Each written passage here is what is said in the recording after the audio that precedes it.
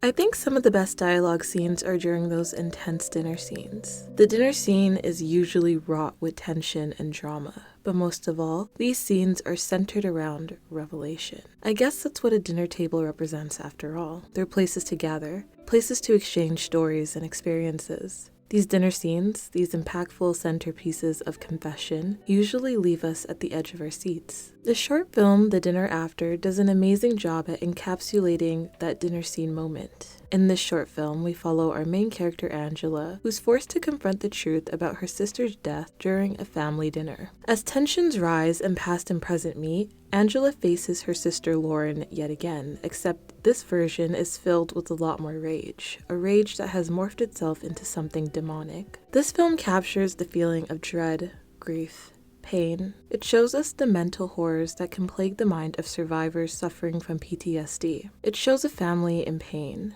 a family coming to terms with the idea that that table, the one they shared with each other not so long ago, will never feel full again.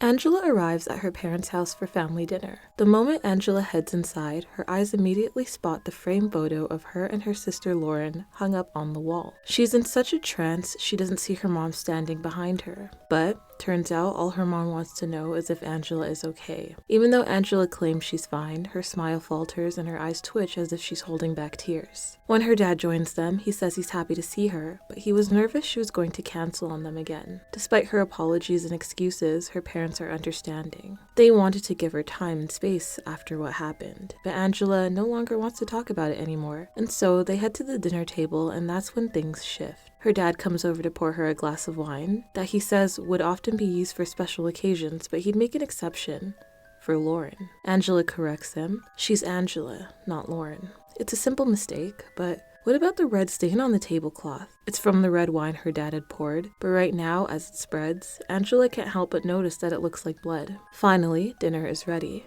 Up on the menu, Angela's favorite, roast chicken and potatoes. Except Angela's been a vegetarian since forever. Her mom says otherwise. She's certain she knows what her daughter's favorite meal is. Except this isn't Angela's favorite meal, it's Lauren's. As the silence looms between them, a rainstorm roars outside. That's when her mom breaks out into tears, claiming that everything is ruined and she isn't talking about the dinner. Her father slams his head on the table, cracking his head open, and he won't stop calling Angela Lauren. Angela's confused and a little scared. Her parents demand to know why she canceled on them last week and the week before that. Why didn't she show up to the funeral? Why won't she face them? Angela says she wasn't ready, but she's here now and they should focus on being a normal family. But they can't go back to normal, not after what Angela did to cause her sister's death. Of course, everyone knows it was an accident, but they still blame Angela for causing it. Had Angela ever thought about what would have happened had she been a bit more careful? Had she ever thought about what would have happened if she didn't ask her sister to go with her that night? As tensions rise, her mom admits that she wishes it had been Angela who died instead. Angela is taken back. She can't believe what her mom just said. All she wanted to do was forget, to make things normal again. But her parents don't believe her.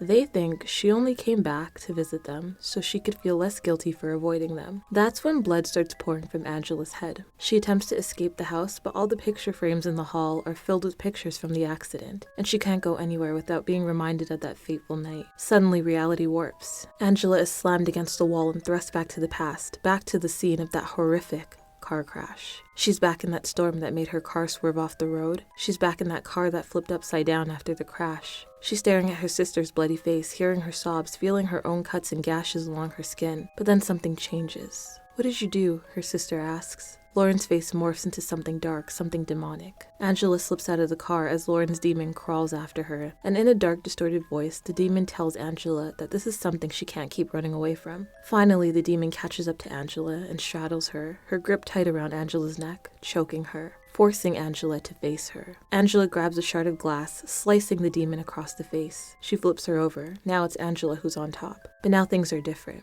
She's not looking at a demon anymore. Her sister is back to normal. The demon inside of her appears to be gone. All her sister wants is to go home. But Angela knows that can't happen.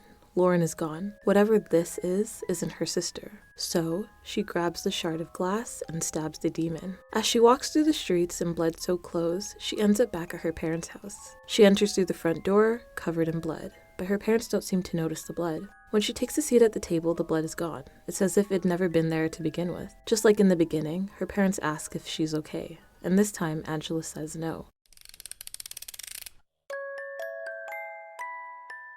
This film is about grief. Angela was suffering from PTSD, specifically from survivor's guilt brought on by the traumatizing loss of her sister. Not only did she lose someone she loved, but she had been the one driving the car, and so she believed that her sister's death was her fault. The entire first dinner was a delusion brought on by Angela's guilt. Everything her parents said were like her own thoughts being reflected back at her. Her dad would continuously call her Lauren because Angela herself couldn't stop thinking about Lauren, and this materialized through her father. Her father cracked his head open, just like Lauren's injury in the car crash. Another instance was when her mom said Lauren would have appreciated a roast chicken dinner, showing that at that moment, Angela felt guilty for taking that special bonding moment away from her mother. Now her mom no longer has a daughter to make roast chicken dinners for. Had Lauren been there, there'd be someone around to appreciate the meal. When her dad accused her of coming to dinner to absolve her own guilt, it was Angela's own thoughts about going to the dinner. Her own thoughts about feeling bad for avoiding her family during a time when they needed each other. She knew she felt guilty, and she wondered if the way she handled grief was selfish and inconsiderate to the other people affected by her sister's death. During the dinner, her father asked Angela if she ever thought about what would have happened had she been a bit more careful, or had she not asked her sister to go with her that night.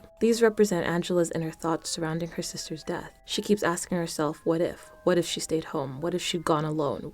Would Lauren be here today? She can't help but wonder if things would have been different had she made different decisions that night. But Angela's most intense inner thoughts are presented when her mom said she wished it had been Angela who died instead of Lauren. She feels guilty for surviving the accident and doesn't believe she deserved to live, but her sister didn't. In the end, Angela had been harboring this guilt, this feeling that everything had been her fault. She'd been silently suffering, closing herself off to the people around her because of how personal everything surrounding the accident was. She was the one who was driving. She was the one who asked her sister to come with her so she could get away from her parents for a bit. This adds another layer to her guilt because now she feels like she took Lauren away from them. It wasn't until she allowed herself to be vulnerable with her family instead of avoiding them where she was finally able to face the situation, and by doing so, they could truly move on. I'd like to know what you thought about this short film.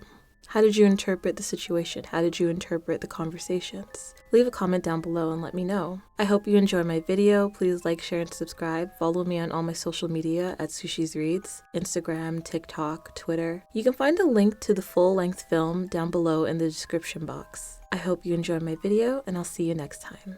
Bye!